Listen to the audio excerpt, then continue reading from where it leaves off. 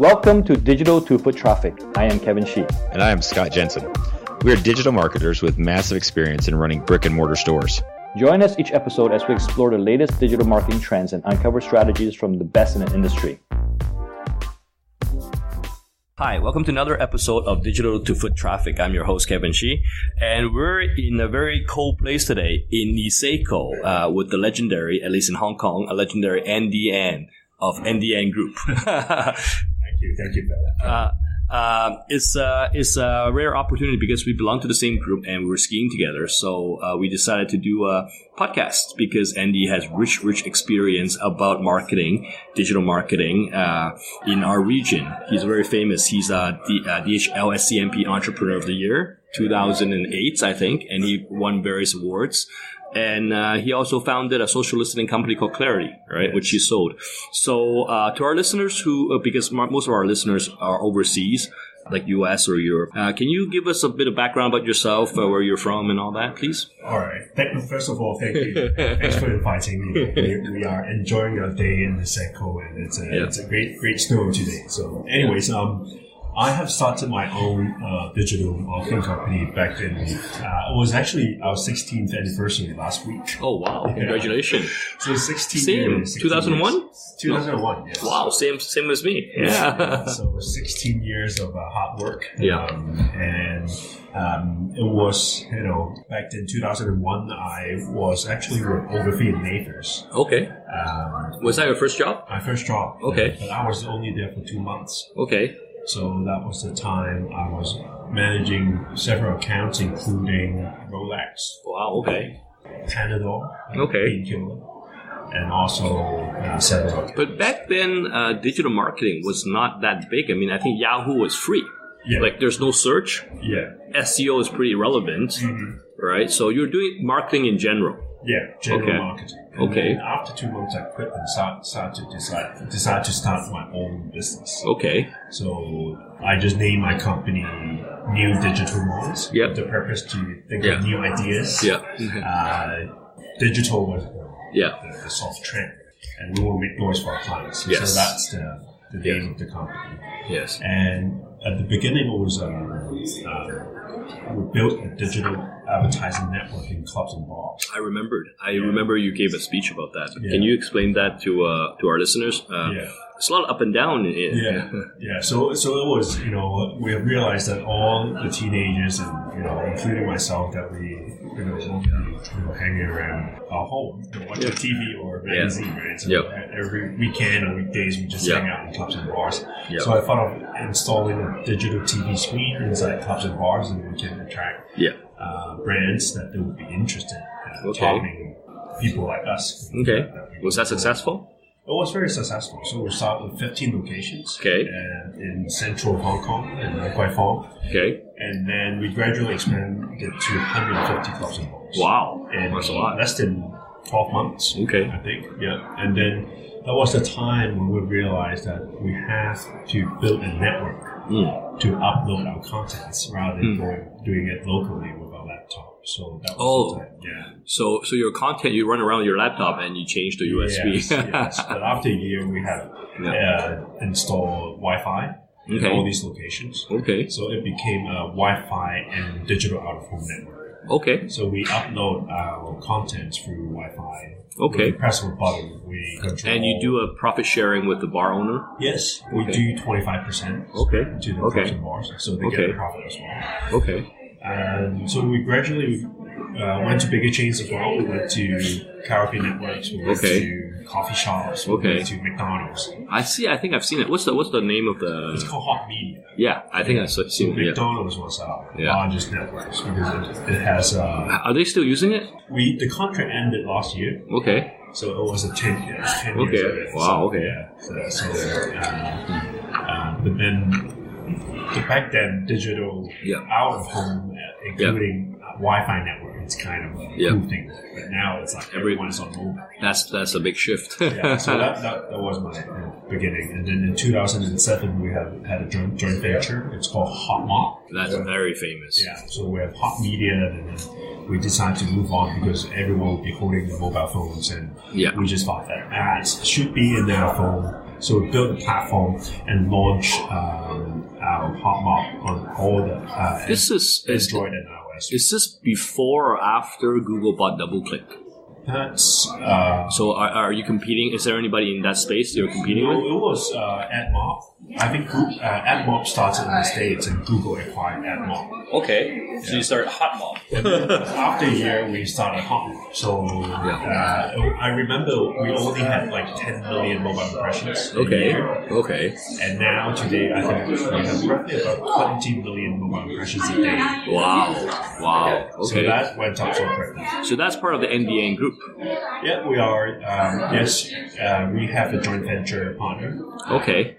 And you do various other things like you I remember you do a lot with Facebook, like a lot of social media stuff. Social media, yes. So since 2010, we started on social media. So a lot of clients came in and say, hey, we not only need digital out of home on mobile, but we also need social media. Okay. So our first client was actually one of the competitors of 7-Eleven, Circle K. Okay. So Circle K. This is we're talking about Hong Kong. Yeah, so all Hong Kong. Yeah, all Hong Kong. So Circle K wants to build up their fan space on social media. Facebook especially. So, and they want to compete with 7-Eleven. So that was the time when we started our social media business. Okay.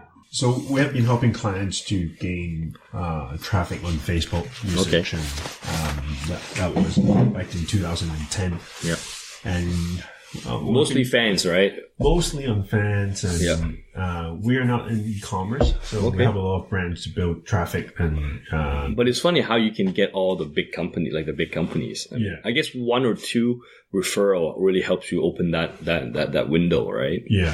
So we went through several very successful campaigns that drove traffic to retail shops. So that went pretty well. So we need to you need to elaborate on that. That's the subject of my podcast.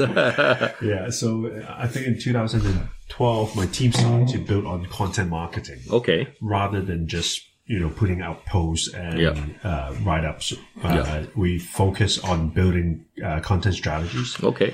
So for our clients, we'll first identify the target audiences. Okay. We'll see what's going on with the brand, what's the objectives, and then we'll come up with different content pillars. Okay. That is targeted to the customers rather than focusing on the products and services. But do you follow up with a retargeting of a conversion ad? No, we don't do retargeting. Purely on content marketing strategy. Okay. So there's no guarantee they'll buy anything from the first. There's no guarantee because the strategy is to do A/B testing. Okay.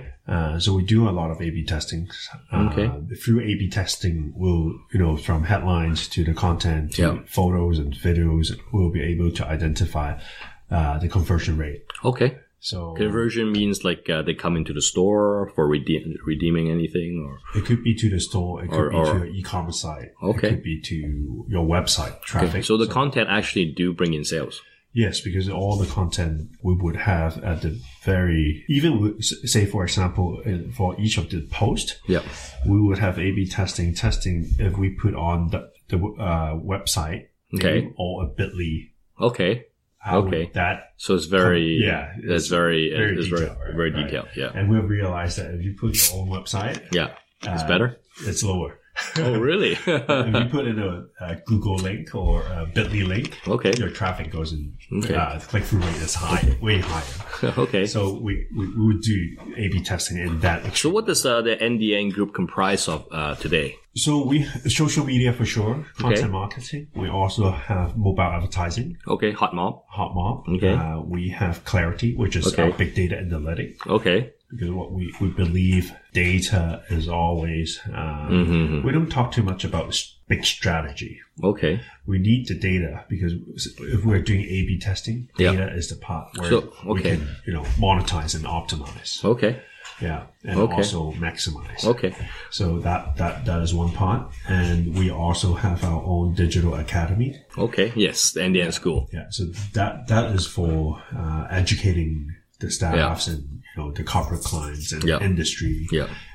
We also have our AI. Okay. Wow. We invested into 2 AI companies back 2 years ago. Okay. Because now we have all these big data. Right? And the next step is how we make use of big data. So AI is the kind of thing that we'll be looking Okay. I guess the theme of today's podcast is as a retailer, how do we select a right agency? But before we go into that, I want to ask Andy some of his past successful campaign for retailers. Can you describe those cases and what was the secret sauce? Secret sauce. I would say if you want to run the campaign. Yeah. Which retailer was it? Can you? It was Carlsberg. Carlsberg. Okay. Carlsberg. They're very heavy in social. Yeah, so they came to us with a brand called Jolly Shandy. Okay, so it's not, to be specific, this is not like a shop. This is like a product, right? It's a product. Okay, but we can learn from that. But you can get Jolly Shandy in 7-Eleven and Circle K, all these places. Yes. Right?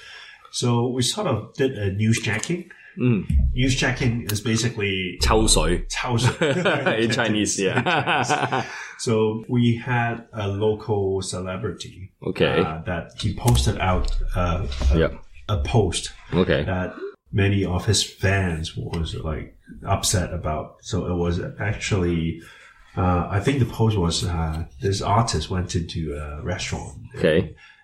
He was eating this instant noodle. Right? And the opposite of him is a worker with a very dirty look and very dirty hand. So he took a snap of a photo and posted it online. And all the fans, This is real.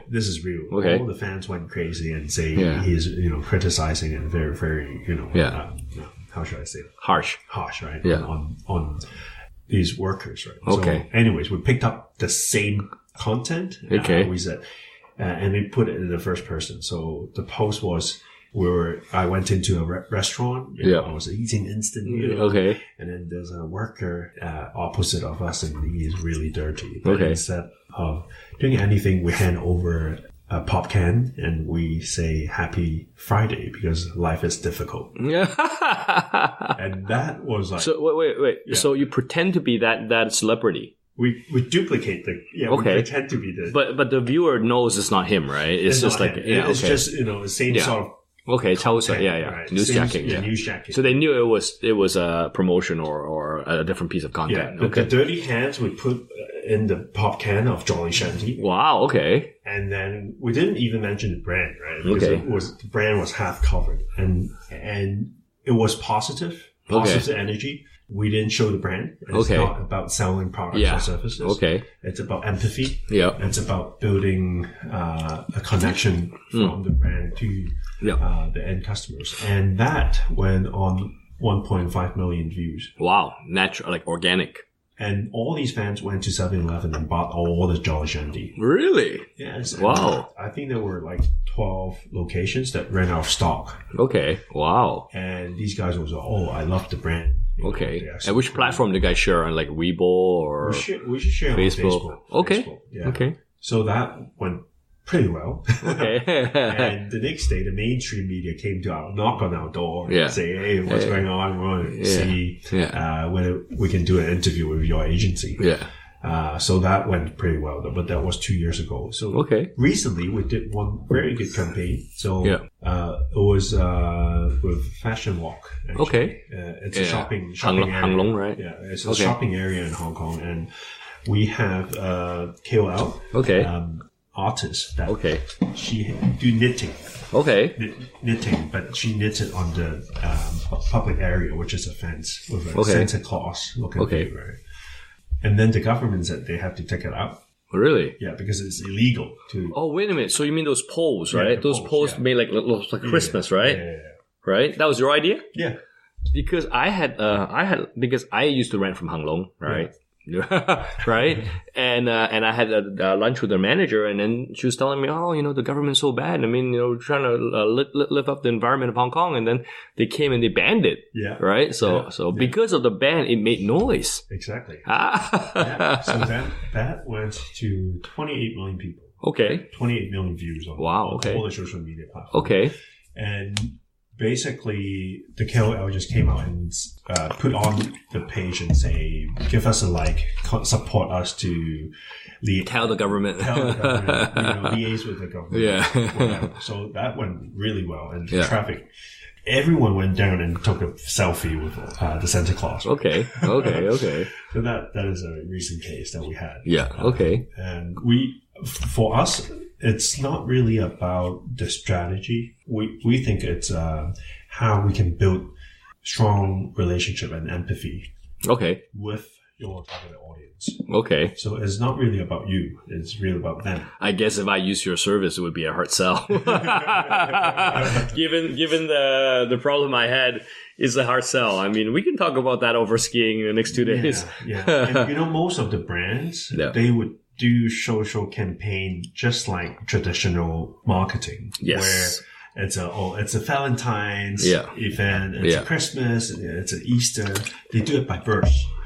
But in social media, it's a daily engagement. Yes. So on the daily engagement, anything could happen, right? Mm-hmm. It's not really about a strategy. It's about daily engagement and attracting the right crowd. Exactly. And we don't have to go through by bursts. Yeah. It's just daily, gradually. I'm getting more and more closer to your target audience and understand what is the... And Facebook's algorithm is that if they comment or like it, then the more likely they'll get they'll see your subsequent post, right? So so if you're targeting the right news or something like that, then you slowly attract the right people, right?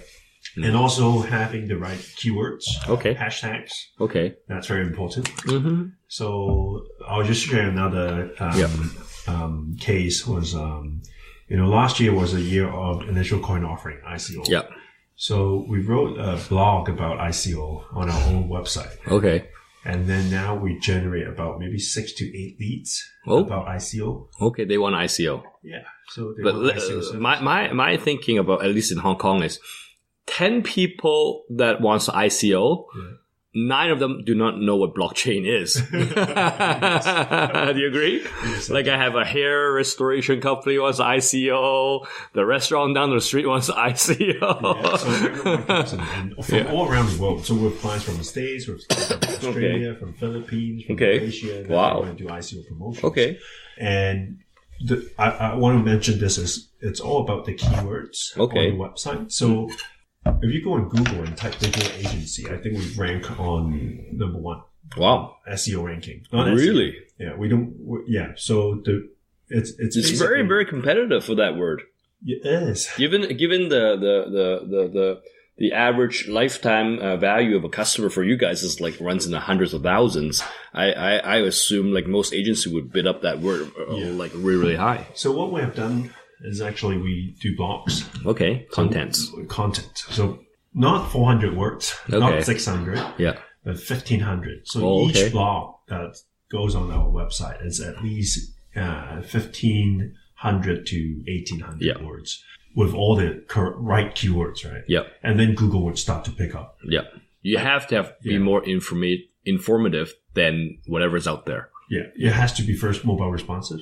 AMP. It has to be the right keywords. And then I think they changed the algorithm to 15 to at least 1,000 words in order to pick up on the SEO. Wow. Okay. So if you're still writing blogs, which is like 400 words or 600 words, Google wouldn't even see. Because it's too competitive. Yeah. So we have like maybe 30, 50 blogs a year. Okay. Putting out content about our services. So that improves our SEO as well. Okay. Yeah, it's not only social media; it's also about your own website. Okay, so let me ask you. I mean, like as a storage operator, and then I have many friends who does various retail business, like restaurants or various different restaurants, bars, or like a dating service center, anything that with a physical location, like a fitness. We get sold into there's so many agencies in Hong Kong, and my understanding is the smaller budget you have, the more likely you're going to get ripped off. Because there's no regulations. I mean, I've heard horror stories about like pay search. You give them $10,000 a month, they burn $2,000, or these so-called fixed positions, these long tail words that never get picked up, and then they just sell you that. Yeah. Or some SEO services that promise you the sky because we'll give you first page ranking, right? They don't know the algorithm, right? And you cannot do it overnight. Can you tell me some of the stories of the agencies, how they are and what we can do to? Well, let's just start with the agencies first. I mean, there's a lot of bad names. I wouldn't say bad names, but bad practices out there. Well, I think first of all, digital marketing is not about marketing. It's about technology. Yes. So we believe in marketing technology. Okay. So the company, when you pick a digital agency or a company that would help you to run your campaigns, they have to be sort of a tech, really half tech, half marketing company. Yeah.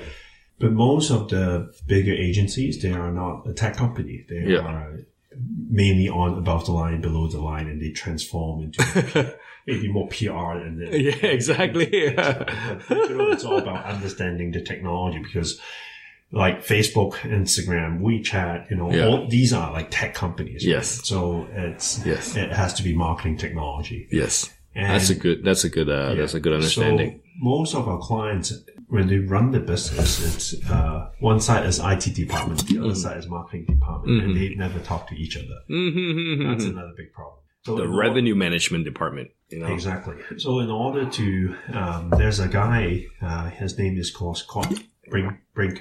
Okay. Yeah, I have his email. Yeah. So he is the sort of the guy who put together a landscape of what is happening in the digital world. Okay. Right? So I think in 2016 he wrote a piece of article in Harvard Business Review and talked about the rise of a chief marketing technologist. Okay. So I think spotting the right agency is actually spotting the right sort of guy, a chief marketing technologist. But a lot of customer, they don't know how to even. I think as an owner of a business, I think there's two things you have to take control or understand. One is conversion, and I have horror story of conversions. Like people fill in a form is a conversion. People seeing your page. I had marketers that tell me, "Oh, you're not an e-commerce company." If they look at your page for four pages or more, that's a conversion. And I happen to be in Europe, and then we had a new ad, and then there's a lot of conversion. I don't care how much you spend, I just want that conversion line goes up. As a result, conversion line goes up. My payment to Google goes up, but the actual sales flat. Turns out that I had a new model, like a new pretty lady in the display ad. People were just going in to look at the girl. It wasn't really converting, right? So I think setting up the right physical conversion really matters. And the other one is one experience, because if I'm using some guy for Facebook, some guy for SEO, some guy for pay search, they're gonna have different themes. And then it has to match with TV. So I'm in charge of making every theme in sync. Yeah. So can you elaborate on something like that? All right. So I think the most important in digital marketing, it's all about A/B testing. And I'll just give a case of ourselves. Okay. So my company is called New Digital Noise. Right? Okay. And in short, we call ourselves NDN. Which is you. So we'll shoot out, our database is about 10,000. Okay. So every time before we shoot out a blast of email, we would pick 1,000 out of our 10,000 email addresses. Okay. We split it into 500 for A and 500 for B. Okay. So the first A version, it's, let's say 2018 New Digital Noise, Digital Transformation. Yeah. Right. This is the A version. Yeah. The B version is 2018 NDN Digital Transformation. Okay. See which one's open rate's higher. So which one do you think that would get a higher rate, right? Of the second one, right? No, the first one. The first one. Yeah. The first one is new. So we would bet in our company. My staff picked one out. Okay. So I picked New Digital Noise and my staff picked NDN, and they said why? And I said, so first of all, who cares about NDN? No one knows what is NDN. But the name New Digital and Noise, it sounds like there's something with digital transformation. Yeah. So we shoot it out. The version A, New Digital Noise, we got 19% conversion. Well, that's pretty high. And B version, we only got 4%. Conversion is what? Click-through rate. Click-through rate, okay. Yeah. So the B version was 4%. Okay, wow. Then we would use the first version, the A version, to make another subset. And a subset, and then we plug it into the rest of the 9,000. Okay. And the overall conversion will increase, right? Yeah. So imagine if you're running an e-commerce product or service, and you try a version with a product photo, without a product photo, with the customer's name, without the customer name. Yeah. And gradually, A/B testing is the most basic, right? Yes. Nowadays, everyone's doing ABCD testing or ABCD. We use the tool Optimizely. Optimizely is pretty good. But there's a lot of like anything with programming in the page, they can't really test it out.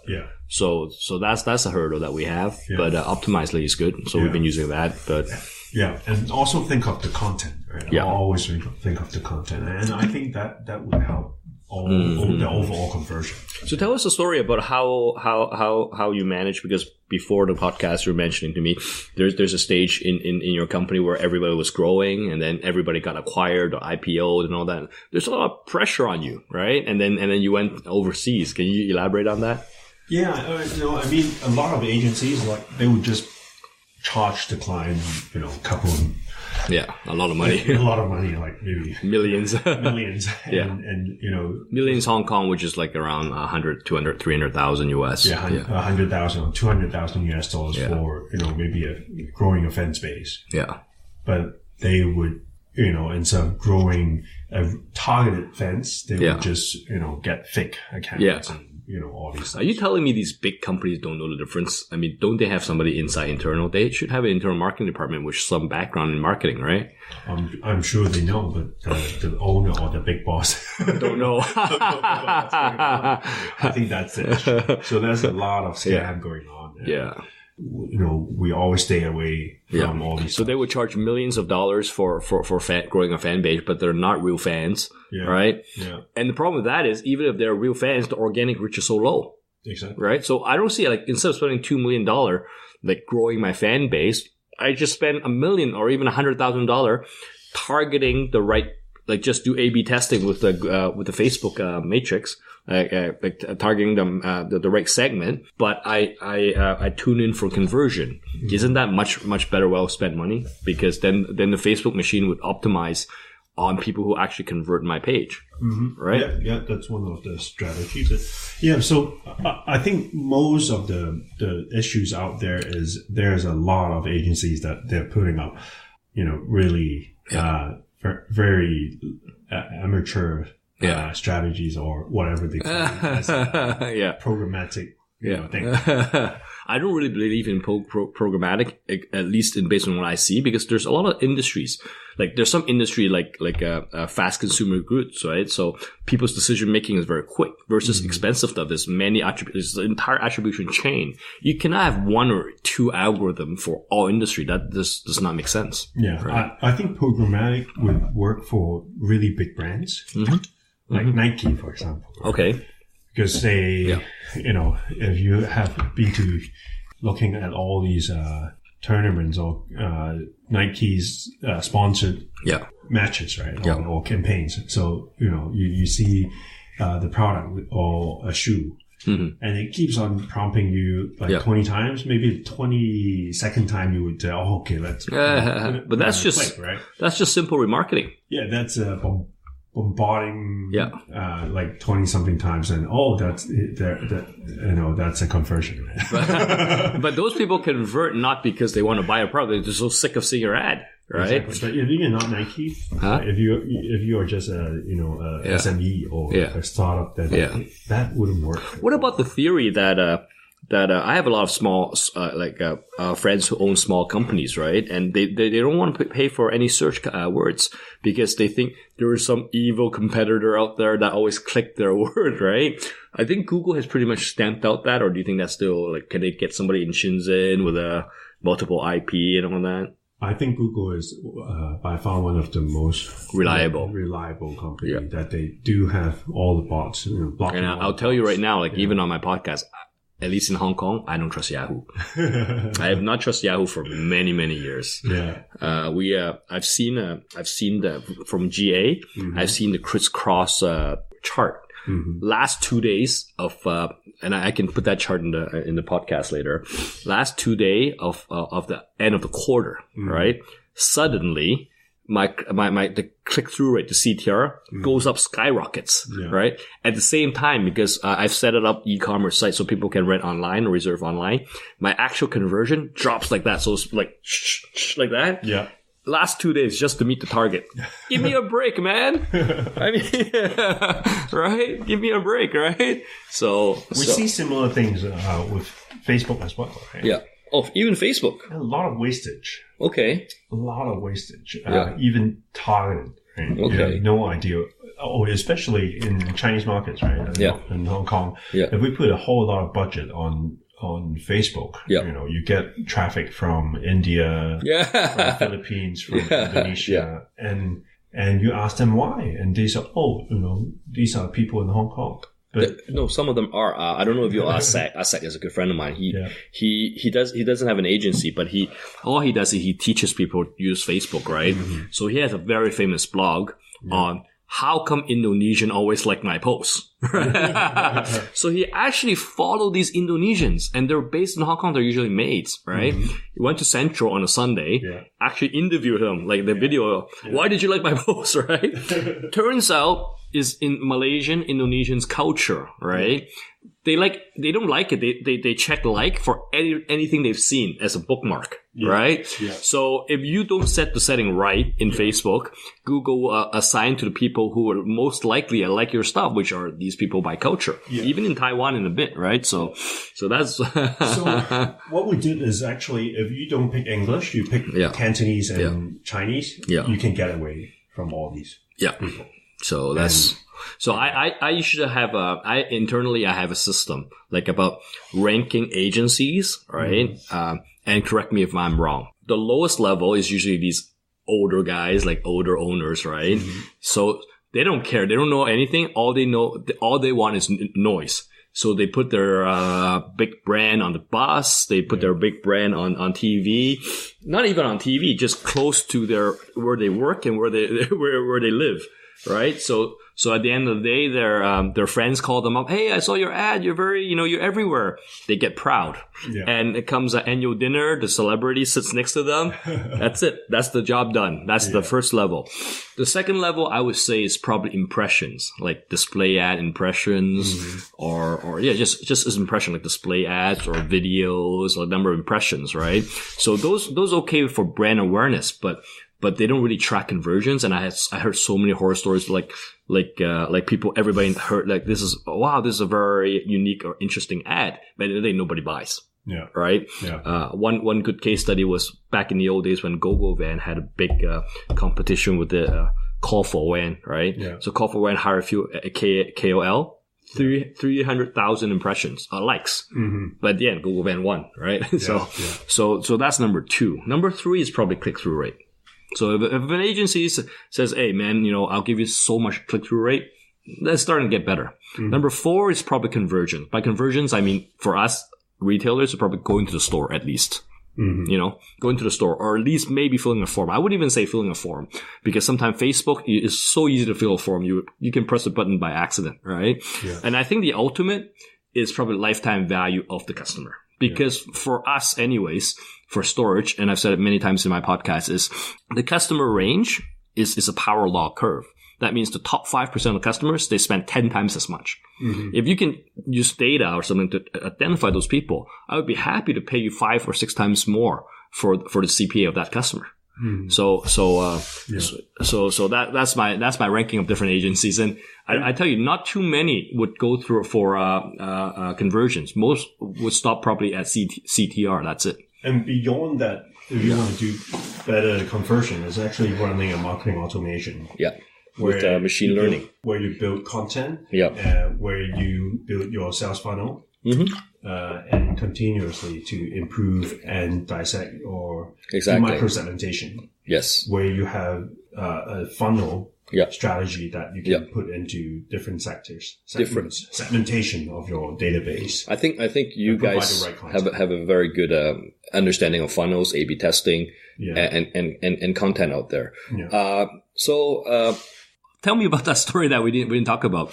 All your competitors, getting big, get acquired, IPO. You were pressured. I mean, how did you deal with that? You want to IPO or you want to get acquired or? IPO, it's not really for us. It's really for my staff. Okay. Yeah. For me, starting my business is really about passion and how, because I don't have to report to any of the shareholders. Yeah. That's a good feeling, huh? Yeah. I own 100% of my company. So I always want to give it back to my colleagues. Okay. Because it's their hard work and they should get something out. Yeah. And that's why we have been planning, to think of going IPO. But then we just thought that if the IPO strategy or market is all about buying and selling companies, pushing up valuation. Exactly. That is also a fraud to the market, which we don't want to. So we decided to, maybe we should, do something great, right? Instead of do something. You talk about just for money. You talk about your trip to Ireland. Can you explain that and how that? Yes. So it was in 2013. I went to Dublin. Yep. And then it was actually I was at the Web Summit. Okay. So I got a booth for one of my startups, and we were there. And okay. Then, we also visited Guinness. Okay. There's a Guinness museum there. Yeah. So went to the headquarters of Guinness. So I went inside, right at the lobby. Okay. In the center of the lobby, they have the contract that Mr. Arthur Guinness signed with the Dublin government of the usage of the land. Okay. And I was looking at this contract, and he signed the contract for 9,000 years. And I was like, wow. What a vision. He's building legacy. Yeah. So, it was a good reflection or review for myself that why am I starting all my businesses, right? Is it for quick sell? Is it for M&A? Is it for IPO or continuous of expansion, right? Yeah. So I have decided to, instead of just looking the business as used to be maybe 2 to 3 years or 3 to 5 years plan, right? Yeah. I have decided it's time to build a legacy. Let's move my line from 3 to 5 years to 100 years. So what would you want NDN legacy to be? There are several folds. Okay. Continuous innovation is one thing. Okay. We always want to drive innovation. Okay. Secondly, it's how we can create more entrepreneurs in the company. So last year we had 6 staff that turned into our entrepreneurship program. So means that you invest in them and they start their own company. Yes. Wow. So instead of that's a very great way. Yeah. They start within the company. Okay. Our company will become their partner or co-founder or shareholder. Okay. And so they use your platform and you can invest some money in there. We bootstrap our staff. Okay. And we would continue to support. So, especially in places like Asia, everywhere is so expensive. Yeah. So it's rentals, right? It's all about the client would not trust startups. Exactly. And they would not even give them a deal. Or if it comes to bigger tenders, it's almost impossible for a startup to win the tender or government tender, for example.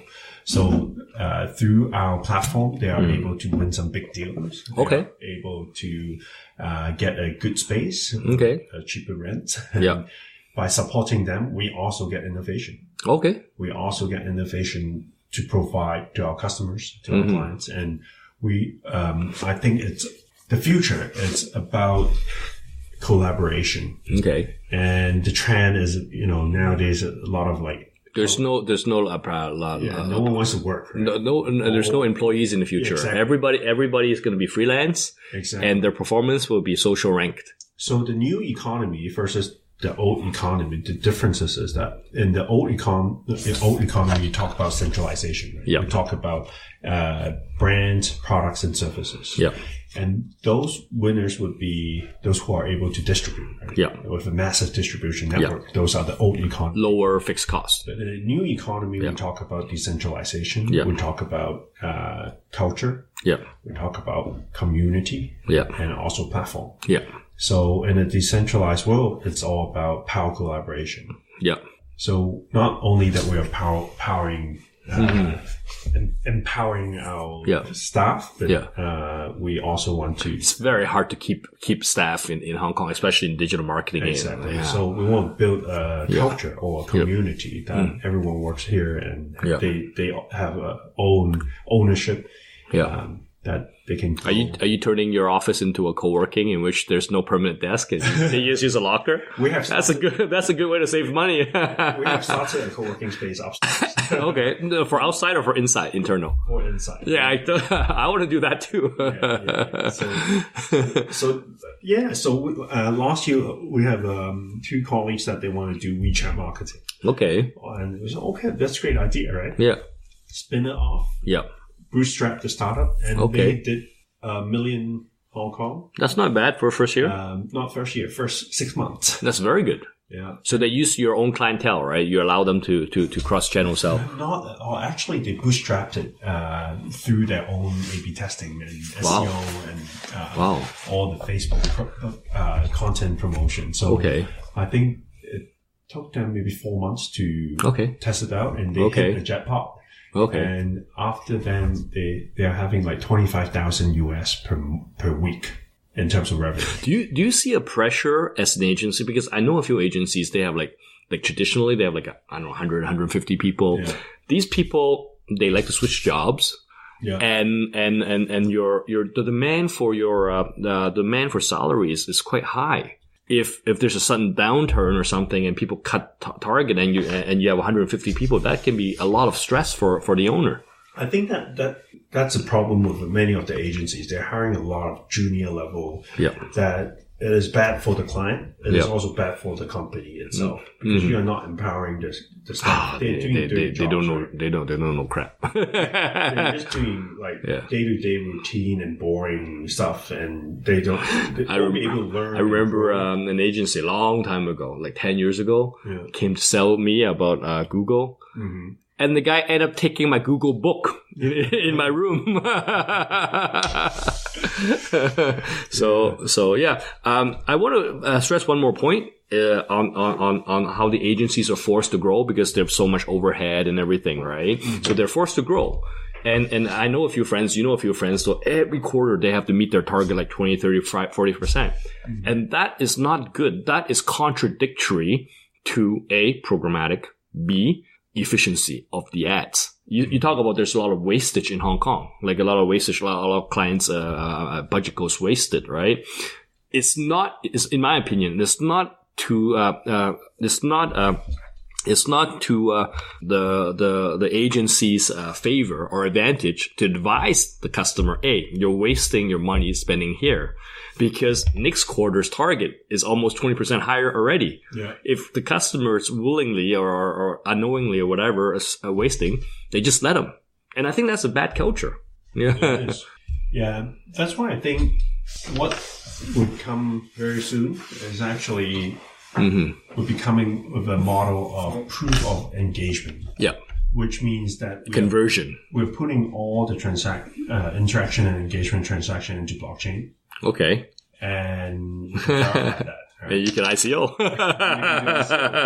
And I think this can be a power disruption. Wow. We need to maybe get you come back for another episode about that. That's a very good, interesting. Because if 60% of the interaction online is fraud, it's fake, then we shoot together as industry players to put it on blockchain. How come?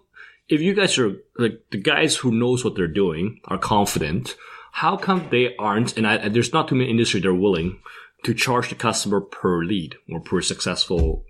Because like some like maybe credit cards, yes. Credit card, but besides like these ones, not too many agencies are willing. And can you explain that? If they're really good at what they're doing, why can't they just make a buffer? I don't know, but most of the banks or insurance companies, they have huge budget. Right? Yeah. So conversion could be, say, if they charge like $30 for per conversion, they're willing to pay. Yes. So they can upfront say locked in, we need 5,000 leads or 10,000 leads, which is fine, right?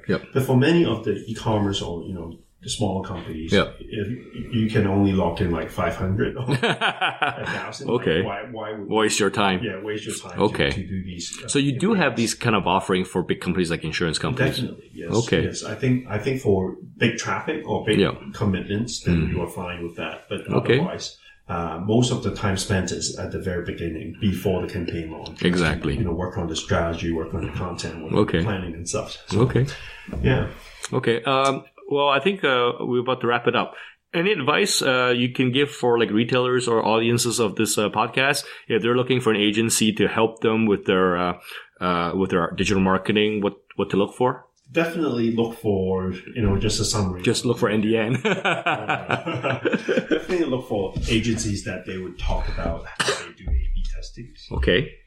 Make sure that the agency is able to produce content. Okay. Not only like the product stuff. Yep. It's like about content strategy or campaign or program that is related to the targeted audience. Okay. And also, I think in order to run a very long-term sustainable growth, it's not about by burst, it's about ongoing. Yes. So you have to get your website right. Yeah. First of all, make sure you have good enough content to hype up your SEO rankings. Okay. You have to ensure your content is not only distributed through social media, it's also online, on mobile, on different platforms. Digital marketing is not about one platform, it's about, many, like at the same time. Yeah. Don't have an agency to produce one set of content for all the channels. Yeah. That is not called omnichannel. Omnichannel is about one channel, one type of content. Yeah. Right. Yeah. You have 2 channels, you need 2 types of content. Exactly. You have 10 because channels, you need 10 different types of customer channels. behavior is different. Exactly. So don't expect to come up with a everybody's different campaign and then this content strategy will be deployed to all the platforms, which just most of the big agencies are working like one content strategy blasted all into different channels. Don't get me started on that. So that's a lot of work in content because you also have to do A/B testing with different features. Okay, so if my audience wants to reach you or inquire about your service, how can they reach you? All right, you can always reach me through Facebook or go to our website, www.ndn.com.hk. And Facebook search is also NDN? Facebook, it's New Digital Noise. Okay. You'll be able to find us. All right, thank you. Thank you for listening to Digital to Foot Traffic. Join our mailing list at digitaltofoottraffic.com for more of our digital insights and strategies. Leave us a review on iTunes or your favorite Android apps and subscribe so we'll show you the second we launch a new episode.